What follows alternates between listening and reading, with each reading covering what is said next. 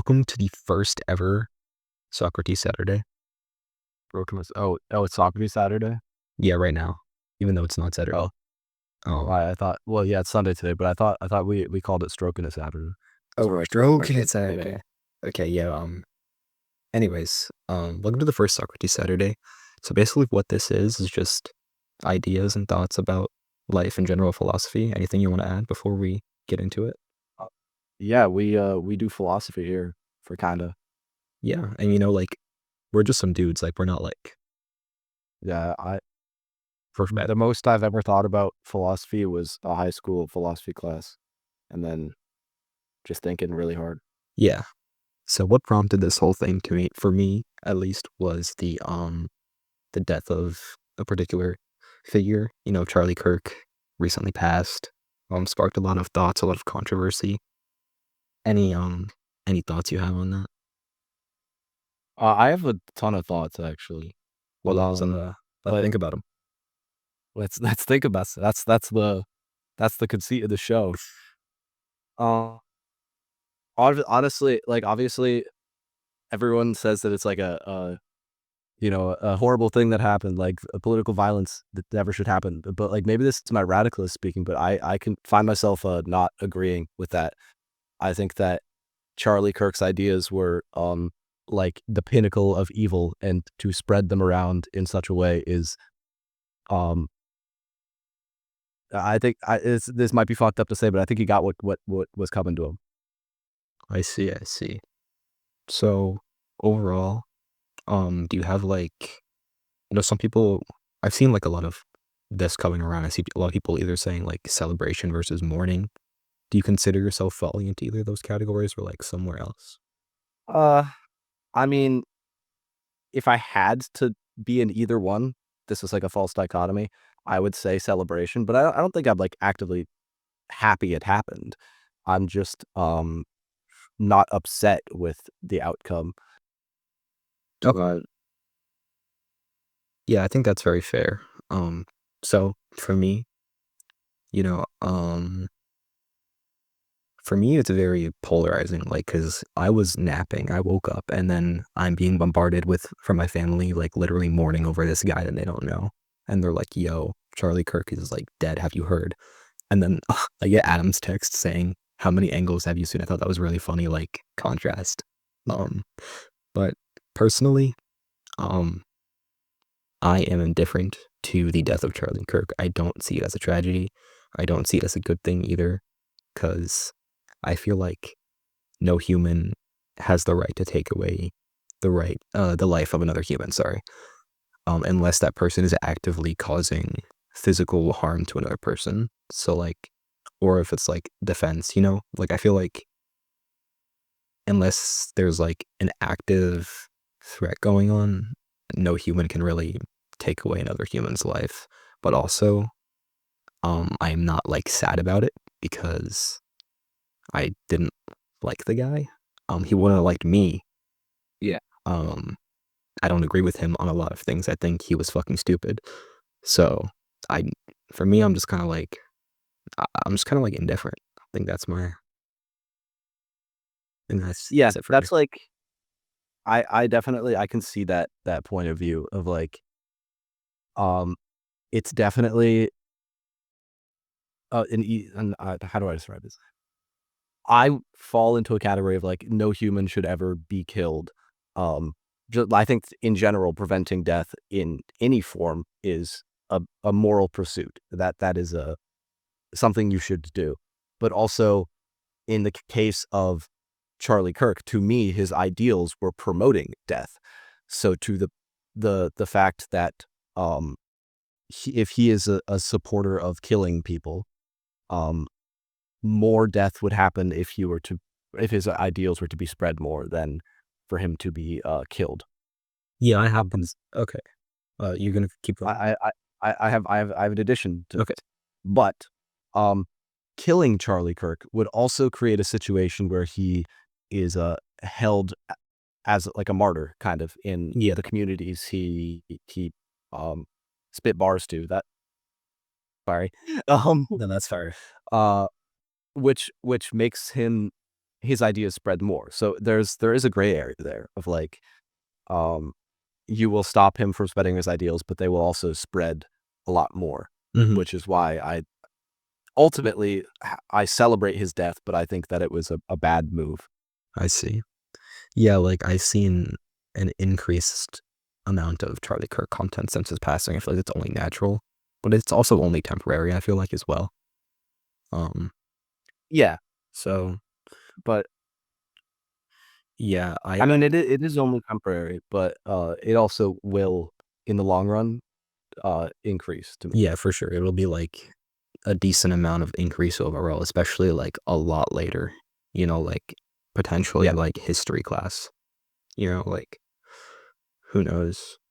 Um, I agree with what you said, though, that, like, his ideals were harmful, like, and that we're promoting, like, death and harm, and that's for me, like, I am, like, stuck in this area where I can't decide, if death is a good thing in this situation, because I feel like if someone's physically being harmed, it's a lot easier to measure versus an ideal that someone has. And that's like, for me personally, I get conflicted, and I genuinely just come to this idea where I'm like, I don't really know how to feel. Yeah. That's like, I can definitely see that. Like, even as someone, like me, who has a very strong set of morals and like a very defined, this is what's right and this is what's wrong and this is what to do in a situation. Like, it's still a gray area of like an actual person was killed for their political beliefs. Like, this is not good, but also like I can't help but not say that was a good thing. Yeah. Yeah, I totally get that. I think that's everything that all the thoughts that I had on it. If there's anything you want to add before we move on.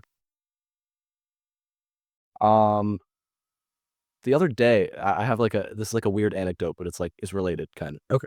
of.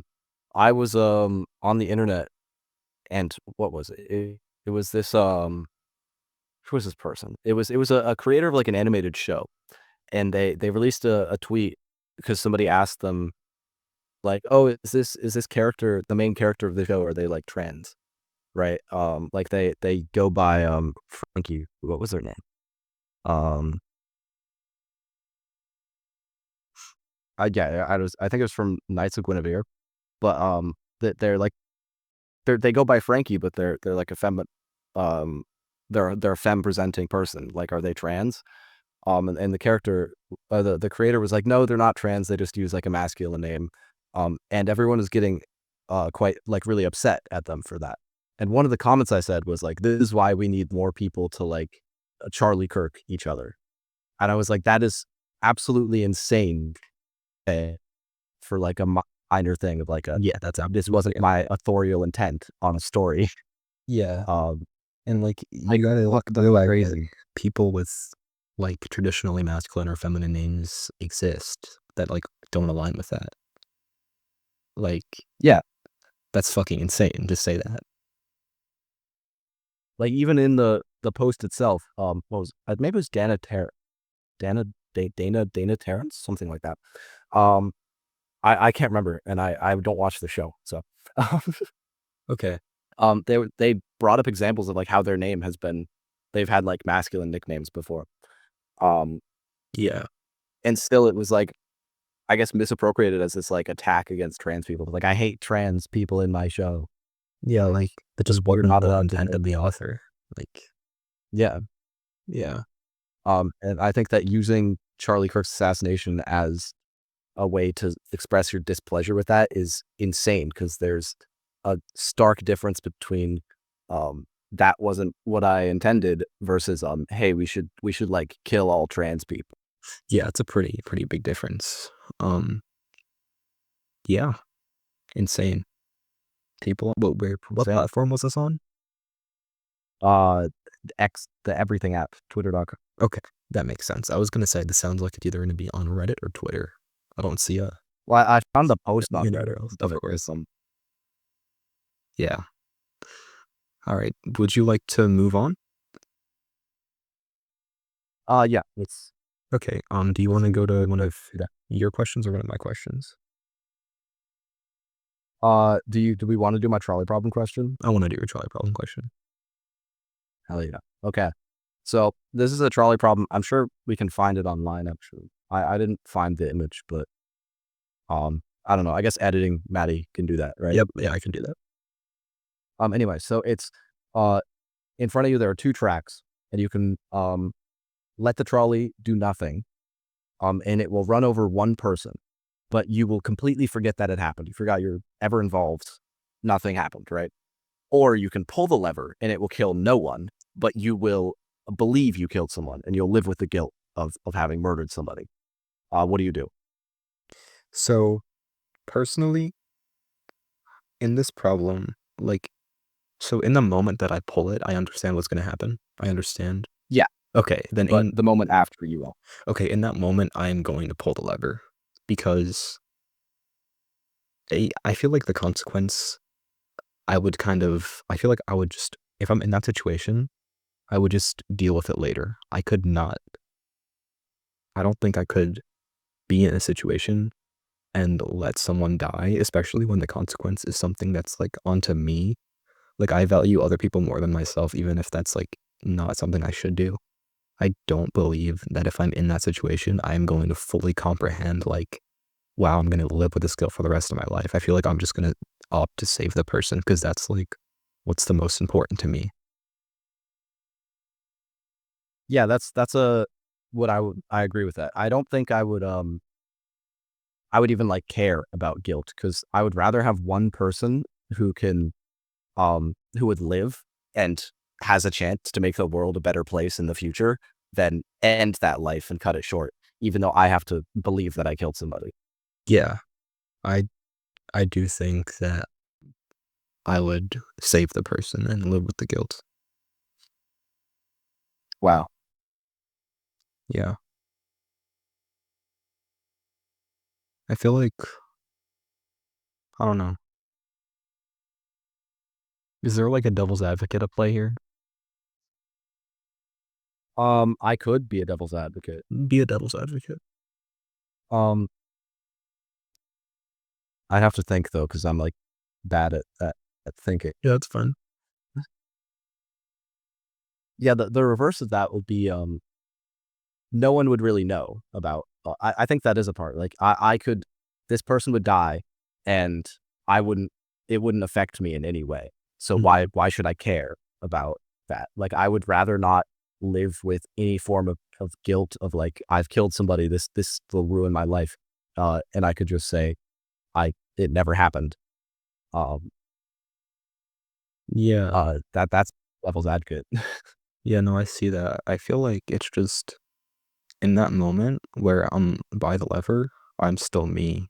And I don't think that I would be able to just let the person die and be like, it'll be okay in a little bit. I feel like even though it's just for that small amount of time, I think in that moment, I'm still not gonna let the person die, honestly. I mean, that's also like a part of trolley problem is like pressure. Yeah, for Um, sure.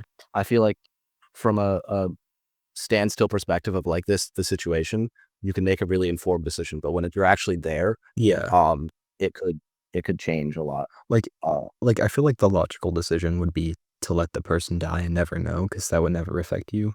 But yeah, if I'm under pressure and you're telling me, like, someone's life is in my hands, I'm gonna do everything I can to save that life.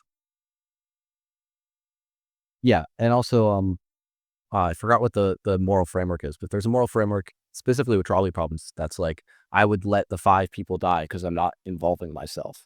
That's Which stupid, also bro. kind of I think it's stupid, Like, because by virtue of being there and having a chance to save them, you would be able to you are yeah, involved. like, you But, have like, by choosing not to, you're still making a choice. yeah, but there's a moral framework, and I have met people who believe this, Interesting. that by involving yourself, that's what kills them. If I don't involve myself, then I'm absolved of guilt. So that is, kind of a part of this, where Yeah. I involve myself and let that one person die. it doesn't matter because I'm either not going to live with the guilt and I'm not involving myself. Like I have no way of I see. knowing. Yeah, I think that I just kind of want to revisit the whole idea of if I'm if I'm not under pressure, if I have time to think about it. Because I feel like the easy thing to do, before I use the word logical, maybe easy is a better word. The easier thing to do when you fully understand it is to just obviously let the person die.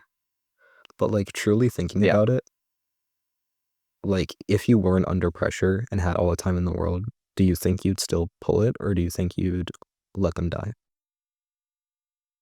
I think I'd still pull it. Um, again, because like I have a really hardened belief system where Hmm. um I would rather see other people grow at my expense than um have like a peace of mind, I guess. Yeah, I agree. I think I'd still pull it, but I think I'd have a significantly harder time pulling it than versus Yeah. if I'm in there. I think I just rip it. Yeah. I think in a situation where I had all the time in the world, like I would absolutely just pull the lever. But if I didn't have all the time in the world, I don't know if like I would want to pull the lever, but my like adrenaline and thinking about things would probably make it, there's a real possibility I don't pull the lever just out of like panic. Yeah, for sure. There's a real possibility you just freeze, we can try to Yeah. frame ourselves in the situation as best as we can, but truthfully, we'll never be 100% able to know unless we're there. Unless we like good play style. I was just gonna say that. Yeah. Editor me, throw that up there. Yeah. Um, yeah. I Do we think want to move on? yeah. I think I'll move on to one of my questions. I think we'll start with from my set of questions, we'll start with what does it mean to be good? Ooh, that's a good question. That's a question I have I have an answer to, but I don't think that any answer is objectively correct. Everyone views the world in a different way.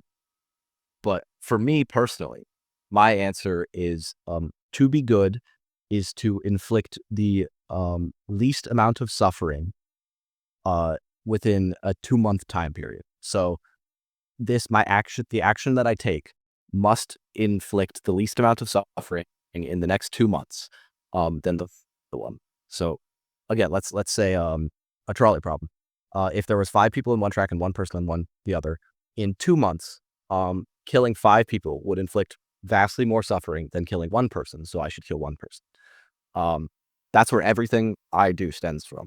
Okay. Um, that simple rule. Is there a specific reason for 2 months? Um, I mean, it's mostly arbitrary, which isn't the best idea, but because I think 2 months is where I could reasonably predict what would happen Okay, in the future. I see. I think after that, I don't think I would understand, or I could reasonably predict the effects of my decision. Okay. I think that's a really good definition. And I feel like it's hard to, like you said, it's impossible actually to be necessarily right or wrong. But I feel like it's more of like a personal question. It's like depends on what you believe, um, and like what you value. To me, I think that being good is mostly just about like we exist as people and our existence, actions, and words have effects on other people. And I feel like being good is about just how much positive you can do with your words and your actions, even if your thoughts don't necessarily want you. Like if your immediate thought is like to be angry, I don't think that takes away as long as you don't actually present that with your words or your actions. I feel like it's just how Yeah, much, as a human, how much good that your words and actions put out into the world, basically. yeah, that makes sense. Yeah. I mean, that that kind of ties into my third question that I had. Let's hear it. but I don't know if we want to move on to that. I'm okay with moving on to that. I've honestly. Because yeah, I was thinking about the concept of virtual suffering. So like, does it make you an evil person to want to inflict like suffering or pain onto, like virtual characters? This came from specifically Hotline Miami and People Playground. Does it make you like a less morally good person if you're enjoying, you know, killing people? Okay. I don't think it's reflective of your character and at all. I feel like if you enjoy killing someone in a video game or like any sort of medium that's not real, whether or not you enjoy that is just not reflective of your actual like beliefs and output on the world. Because at the end of the day, like in my definition, I emphasized like that there are other people that feel things from your existence, and these virtual characters do not exist in the same realm as we do, and they do not have a consciousness to the same extent that we do. So I don't think that there's really any sort of like, I don't think there's just really a correlation there. Yeah, I agree with that. I think that going to my definition of good, uh, to like video games are very like temporary mediums. If I were to kill an NPC in a video game, they would come right back, uh, right afterwards. So my actions had very little effect on the what's that called? The immediate future. So it's not an immoral action to the cause of suffering. I see. Do you think that? And even Oh yeah, that's no, not even to say they can suffer because they're like yeah. not real. That was gonna be where I was going with that is like, to what degree of consciousness, like, do these virtual beings exist? Because like, there has to be Yeah, a that's small always degree, right? Because like, they are moving, and they, even though they are a computer, I feel like there has to be like at least a degree of consciousness. yeah. That's always kind of an interesting thing I think about in video games sometimes. There's a YouTuber I watch called Any Austin. He's got like a weird niche subgenre of videos where he'll look at video games and do like um boring places in them, or like how does the power infrastructure of Red Dead Redemption 2 work? Um and he always talks about how like when an NPC is doing something weird, um they aren't doing anything weird because they were programmed to do that. They're fulfilling their exact purpose. Um, there is no such thing as like a lonely NPC or a an NPC who is sad, because for an NPC, happiness would be fulfilling your purpose, and you are always fulfilling your purpose when you are programmed. I see. Which is a really interesting framework to So, think of that from. do you think that a big part of having a consciousness is like the ability to feel things? I think so. I think yeah, it is.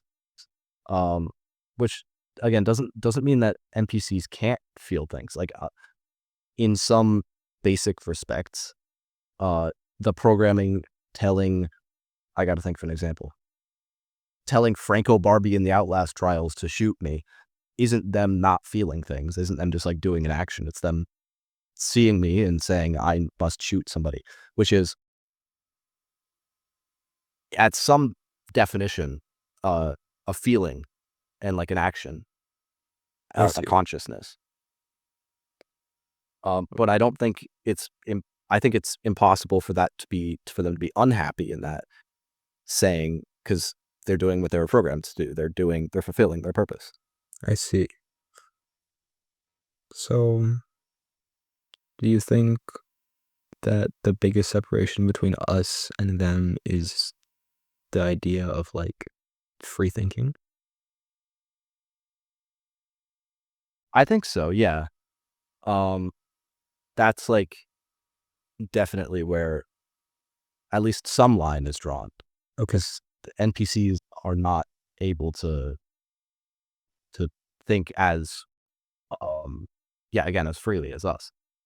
So, Yeah, yeah, like there's always like we are human and we made machines and at least for now, like they can never truly experience the world the same way we can. So I yeah, feel like there's always going to be like some sort of line, and I feel like it's a little hard to like pinpoint one thing because there's a lot of things. Being a human is a very complex experience, you know? yeah, Um, at the end of the day, machines are just so different. yeah. I mean, there's, I can't remember what game it is. I got so many anecdotes. It was something my philosophy teacher in high school told me, um, where it was this video game where you could unplug your consciousness and put it into other people. And as a punishment, one of the villains of the game got taken out of their original body and plugged into a snake. And they instantly like went crazy because the experience of being a snake or being literally anything other than a human was so vastly different than, a human that it was impossible for him to like retain any amount of sanity, which I think would be the same for any form of intelligence, like artificial or not.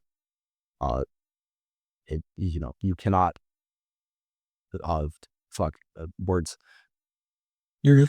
Um, you cannot imagine what they would be able to think about, even if they like have such a rudimentary like intelligence. Like even if it's a um, move your sprite here when I tell you this, it's it's like, yeah, it's a real intelligence. Yeah, I lost where I was going.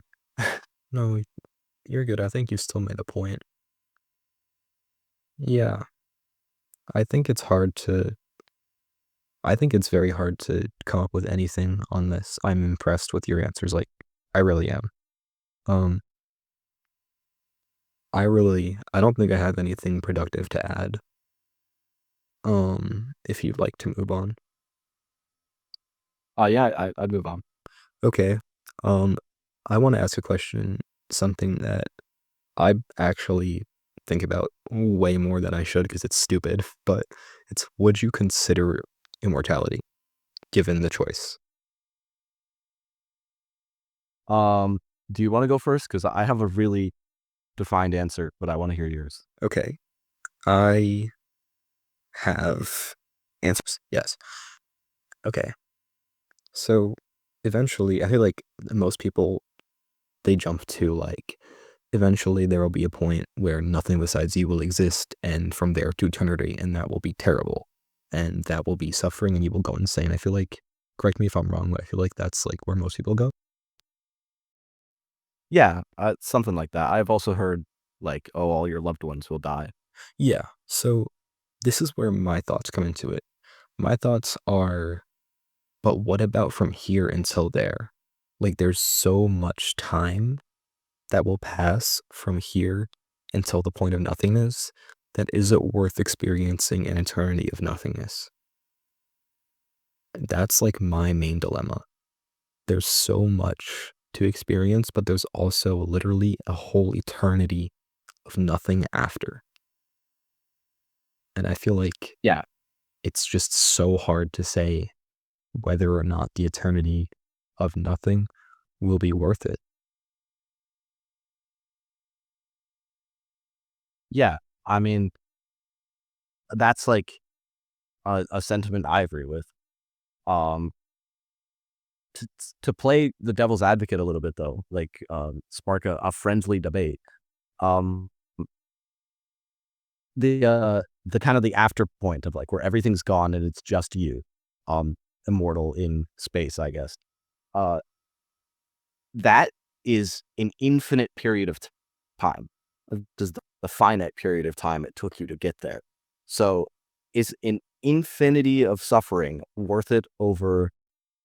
Well, I suffering's the wrong word because what if you're having fun? I guess. Um, Yeah. is an infinity of nothing, um, better than worth it if you get before that very long but still finite time of you know amazing whatever you're doing when you're immortal. Yeah, so personally, I am a person who is very afraid of death. I know you disagree, but I'm a person who's very afraid of death, and I think given the opportunity, I would probably say it is worth it just because I will never have to face my greatest fear. But I cannot say for certain because no matter how long life is until that point, it will not matter in the sense that that point is literally forever. So anything that happens before that, at some point, it will be minuscule. So it's like, Hmm. even if it's 7 billion years or however long until everything fucking explodes, at some point I'll be, for 700 billion years, I will be experiencing nothing. So I actually think that I have come to a conclusion where I can say that it's not worth it. That's yeah. I mean, that's a completely valid take. Most people I mean, this isn't a conversation I have very regularly, but like whenever I talk about infinity and like being immortal, a lot of people say they wouldn't want. But it again, it's generally because they don't want to see their like friends and family die. Mhm. Um, which is that's like fine. I disagree with that. I think that I would be immortal even um given the infinite amount of time of nothing after it. Because I still have my thoughts.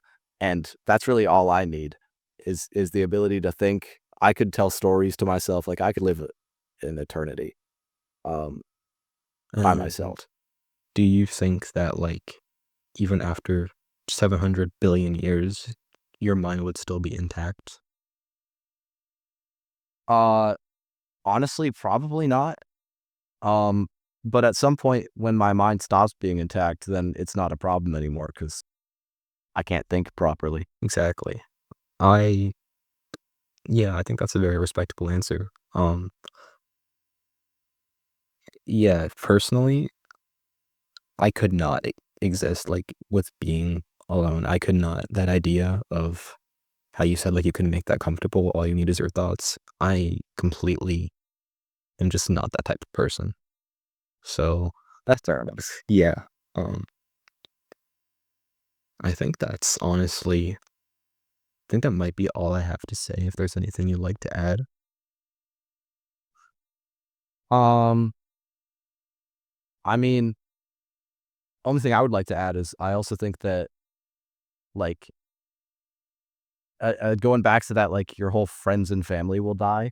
Oh, yeah. Um, like I think that's not much of an issue because I would be able to do everything. Like even if my friends and family died, um, I would make more friends. I would learn basically everything there is to know, and I think that's a much greater accomplishment than like that. That sounds weird to say, but like No, I would value totally agree.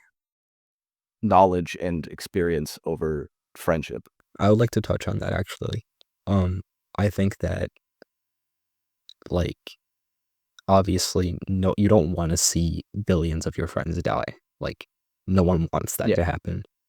But I think that overall, I think that grief is something that I can work through. And I think that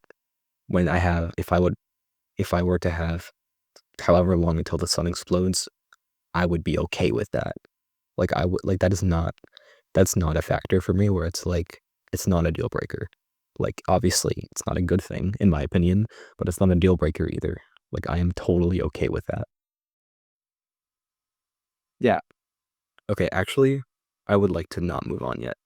Um, All right. so same situation. Well, you already said immortal, but I still want your thoughts. Same situation, but you're given a button that you just if you want the button to appear, it appears in your hand. And if you click it, you die. So my question to you is, does that change anything for you? Um, I'm yeah, that's it. I mean, not really. That's kind of like better because having um, even if I enjoy like that eternity of nothingness afterwards, still knowing that like I could stop it at any moment, if I wanted to, is good. Um, I don't know in the earlier years where things still exist, that might be a hindrance because like, um, I'm sure there will be times where I would contemplate pressing it, but I think that it would be overall like an upgrade. Okay, I see. I think if I had the clicker, I would 100% take the deal because I am the type of person, at least throughout all of the things that I've experienced in my life up until this point, as long as there is a society and existence, like I would not click it. Like I feel like sure I could be tempted, but I ultimately don't think I'd like click it. Um, until there's nothing. Yeah, I totally agree with that. Yeah, But like, I still I don't know. I might. There's always that chance. there is always a chance. But yeah, I think that with the clicker, I'm taking it. Yeah. Okay. Is there anything you want to add on that? No. We can move on. Okay, do you have anything or should I say something? You can go. Okay. Um, my next question comes from the concept of Memento Mori, which translates roughly to remember you will die. And it is the question of does death give life meaning? Um, I mean, we kind of touched on this a little bit with our immortality question. Mm-hmm. I don't think it does. I think that meaning is uh, I how do I describe this? I'm an absurdist, which basically means that I believe. So the last thing that we really heard was you say that you're an absurdist, and past that it was very hard to hear anything you had to say. Okay, so I'm an absurdist, which means that I believe there is no meaning to life. Um, it's like absurdism is a response to like nihilism, where nihilism is like there is no meaning to life. There's no point in continuing. Where absurdism is like there is no meaning to life, which means that you can do whatever you want and you can live your perfect fulfilled life, knowing that you have no reason to do anything. Right? Mm-hmm. Do things that make you happy. Uh, so uh, you know, death. There is no reason. Like I don't do things I do because I'm gonna die someday. I do things I do because it makes me happy. Um, and then will eventually die, as all things happen, as Mm-hmm. all things do. So I actually totally agree with pretty much, if not totally, everything you said. Um, I think that living in itself is enough. I'm not sure if this is exactly absurdist, but you can tell me if it is or not. I think that life has no meaning other than the meaning we give life, like as our own individual. So I feel like the fact that we die is just something that happens, and I think that if we didn't die, it would still be perfectly possible to live a meaningful life and potentially even like take on greater things that would be even more meaningful. But I feel like I wouldn't. I don't really agree with that. But I'm also a person who's very afraid of death, and I feel like that does factor in, at least a little bit. But I think that just living by itself is more than enough.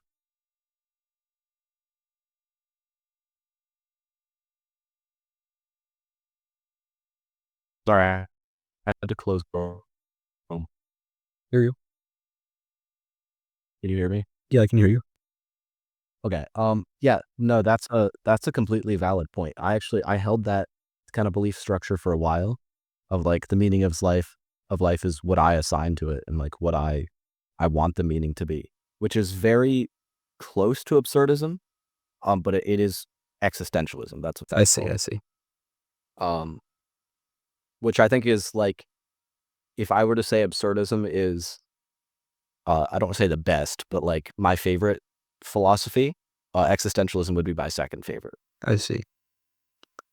Yeah, it's like I know a lot of people say that without the end there is no meaning to the journey, but I don't see it. I feel like life is just so valuable that there really doesn't need to be an end for life to be worth something. Yeah, I think that's about that's it. all I have to say. TLDR. TLDR. Yeah, like the song. Okay. My last one that I have is it's like it requires some outside knowledge that I don't know if you have. Okay. So we might want to save that one for next time, but You can shoot at least. okay. So I just closed my tab. I forgot who made it. Damn it. Um there's this book called or not this book, this short story called The Ones Who Walked from Omelas, something like that. That's close. Close enough. It's about this utopian city that is, you know, basically perfect in every way. Everyone's happy, everyone's living a great life. There's no such thing as poverty. Everything is perfect. Um, and the only reason it can exist is because one person um is below the city being tortured for all eternity. And that's the only reason that the city can exist and function as it is. Um, and the story hinges on the fact that there are people who are, when you become a certain age, you're told this, and some people can't handle it and leave and walk away from Omelas. And I was wondering if you would walk away from Omelas. Wow. Okay. That is that's a lot. Um so first I'd like to say that before the end, when you were just telling the story, I was having thoughts. And ultimately, my thoughts on the city in general were that it's a worthy sacrifice. Um, I don't know the exact population of the city, but one person being tortured, obviously not a good thing by any means. But there is, there's so many people that, like, when there's a population in a city, there's a percentage of that population that is going to be suffering. And if that population is so minuscule, I feel like that is a city that when I say it's so minuscule, I mean the one person. Like that is incredible that it's that low. And I feel like that city's existence with the one person torturing is valid, even though, you know, it's a bit rough that you have to know that someone is being tortured. Now, on to your question, would I walk away? I don't think so. I think that I would be content understanding that this is an exceptional, excuse me, I'm gonna be content understanding that this is an exceptional environment, is a literal utopia aside from the experience of one person. I think that I would be okay with that, honestly. Like, obviously, it's not a good thing.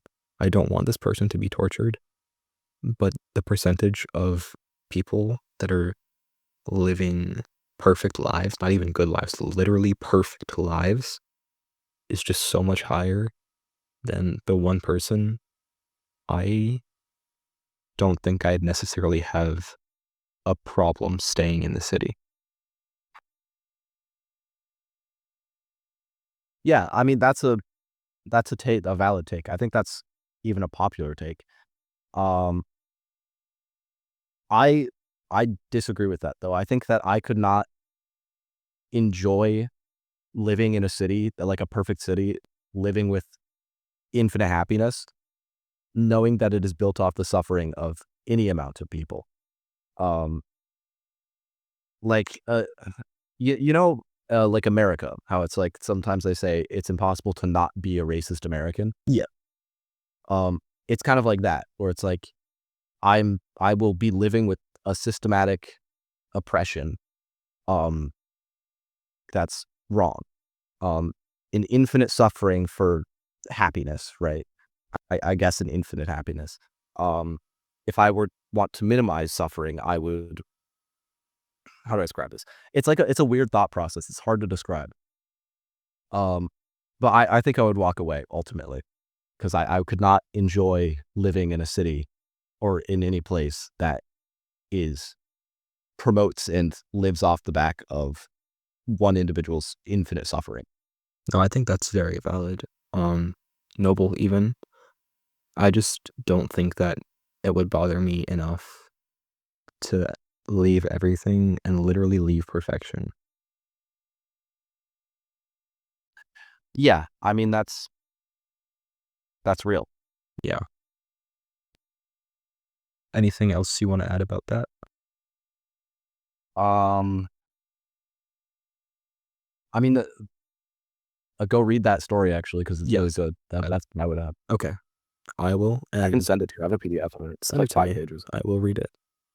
And I hope that at least one other person reads it that is listening. Yeah. Um, okay, I have one more question. Ready for it? Yeah.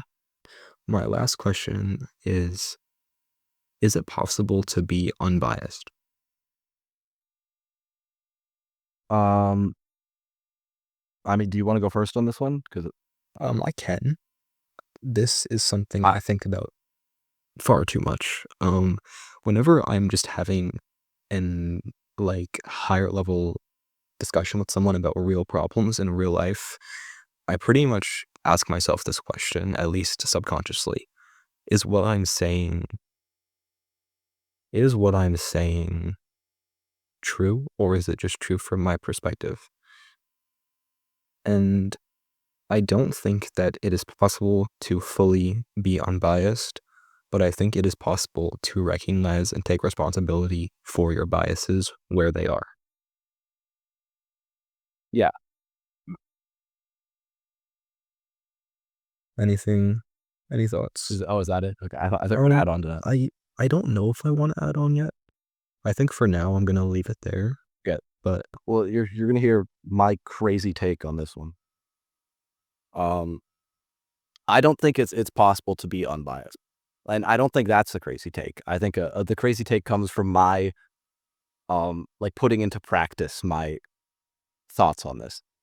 Um, to not to be unbiased is to say you have zero. Everyone has some experience that is going to shape how they think, like shape their opinion. Um, so you cannot have a person who has never experienced something and doesn't have an opinion on something. Um, that's like part of the reason why even like political spectrums exist because people grew up in different areas. People had different, experiences that brought them here. I used experiences like 5 times in that statement, but uh, caught the point. yeah, Um, where that gets weird, in my opinion, is how I put that into effect because um it kind of manifests in a really egotistical way of like I am the only person that is right.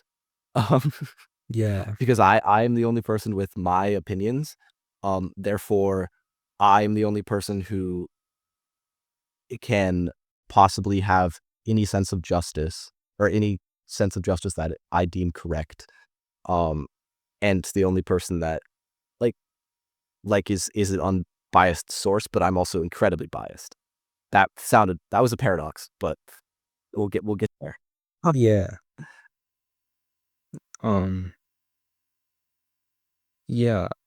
I think what you said has a lot of good points. I don't think I could have said it better if I tried.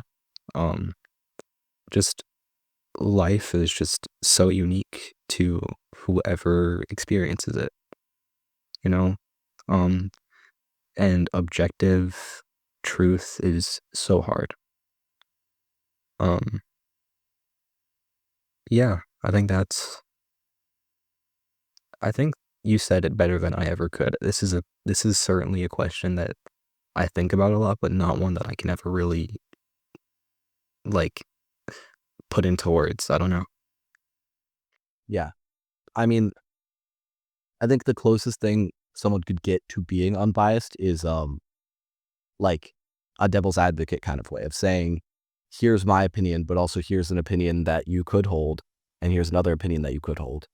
Yeah. And presenting both of those equally as the correct opinion, not just saying like, you know, Yeah. but still that does hold like some level of bias because, for example, with me, I'm only really I'm good at saying my own personal like morals or ethics, but with other stuff, I'm not as good, so I'm biased against it. I see. I think that no matter how hard that someone tries to view things from the lens of someone else or the lens of objectivity, there you always have a view in which you experience the world. And you can only understand other people's experiences to an extent. You can never 100% understand the experience of someone else, no matter how much you learn about it, no matter how much you read about it, maybe 99% of it. But there's still only one perspective you fully understand, and that's your own. Yeah, Dude, I just spit bars. Oh my God. that was bars. Thank you. Thank you. Um, is there anything at all you'd like to add? Um, this reminded me of a thought I went down the other day. Shoot. That was what I think it was. This is related to the Trump assassination. This was when I was first like making this thought of like only person that could assassination on like a political leader or really anyone, and do it in a way that I deem correct would be me, because I know that whatever happens, I will do it exactly the way that I want it done. Um, which also kind of ties into like vigilantism is wrong, except I'm doing it, which also ties into my massive ego and how I'm slowly becoming more delusional. I see. So I'm gonna ask you a question just to try to understand. So, Yeah. are you saying that you believe there is a way that would be proper to assassinate a political figure? Um, I mean, no, that's not what I'm saying. Okay. Um, is But I'm trying I, to understand. I'm just having a hard no, time. it's like a hard. It's a that was probably bad phrasing. Um, let's say someone is on trial for um doing like a crime they didn't commit, right? Mhm. But all signs point to them having committed it. Have you ever watched the movie 12 Angry Jurors I have not. or 12 Angry Men? No, I have not. Um, basically, it's about um this trial where there's this kid on trial for murdering somebody, murdering his dad, and all the jurors have to deliberate and talk about whether or not he did it. And it's like the evidence is completely stacked against him, like the one of a kind murder weapon that only the kid had. He fled the scene of the crime, like whatever. Um, except one guy who thinks that he didn't do it. Who thinks there's a reasonable doubt. I would be that one guy because I'm the only person in that room who, or actually, I wouldn't even be that one guy. Um, I would be the jury, kind of, Okay. because I am the only person who could see justice in the way that I see fit. Okay, I think I understand. Okay, I wanna ask you one more question to see if I'm understanding. So, vigilantism is wrong in general, but if there was a vigilante that perfectly aligned with everything that you stand for, just somehow 100% perfectly, would that vigilante be not wrong? I think they would still be wrong. Okay. But if you were that vigilante, would it still be wrong? No, Okay. I understand now. because like a big part of it comes from the fact that it is me. Yes. Like, yeah, I'm the only person that can guarantee it is done correct. So like Okay. a different person, no, they might do everything I would do, but they still have a chance of doing something else. Okay. Yeah, you have to fully be in control. Yeah, Okay. I think I just kind actually of understand. it's a weird, I and it's like kind of a slippery slope into like a god complex in a way. Or Like is it? I Mm, control everything. Like kind of in a way of like if I am the only person with a just moral framework, then my moral framework should be everyone's moral framework. I see. But I disagree with that. I think that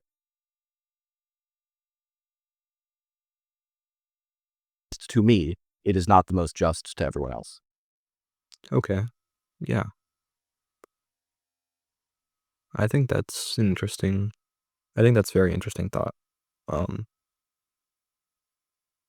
yeah, I don't think I really have anything to say about that other than I get it now. Yeah, I get it. I do get it now. Um, is there anything you have to say or would like to talk about before we conclude the first Socrates Saturday? I don't think I have anything else except for that it's not Saturday.